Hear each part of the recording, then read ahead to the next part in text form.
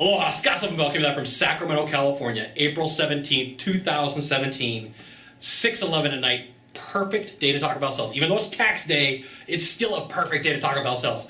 And I was having a conversation with another sales trainer, and I got asked a question. And the question was, Scott, why do you think salespeople struggle so much with closing? And I had given him an answer that he had never heard before. And I want to give you my answer. And my answer is that when you close and you work with a buyer, it's anti-rapport. Anti-rapport, right? You are told as a salesperson, you need to go out on the sale and you need to build a ton of rapport. You need to build a ton of rapport.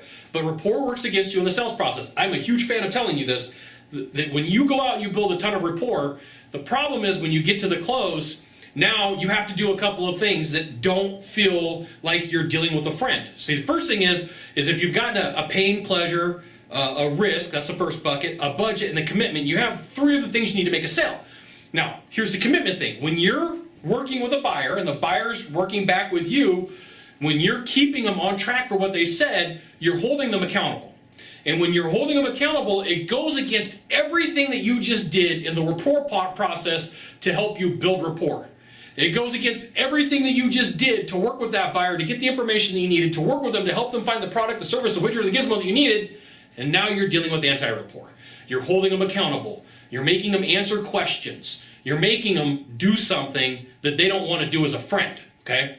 So my answer for you is, why is closing so hard for some salespeople? Is because they go into a call, they become buddy-buddy with the buyer for the widget, the gizmo, the product, or the service, and then next up, they lose out because now they're like, but this guy, he's not my friend anymore. So I'm not going to take him through the sales process. I'm not going to ask him the tough question. I'm not going to hold him accountable for what he did. Building rapport is cool, but closing is anti-rapport. And I want you to think about that. Now, if you could do a small favor for me, in the box down below, leave a comment, question, or story. That'd be fantastic. I know, short video, 2.5 minutes. To the right or to the left, there's a subscribe button. You know what you got to do. You got to subscribe. And then last of all, you can send it out to all your friends via StumbleUpon, Facebook, Twitter, Google+.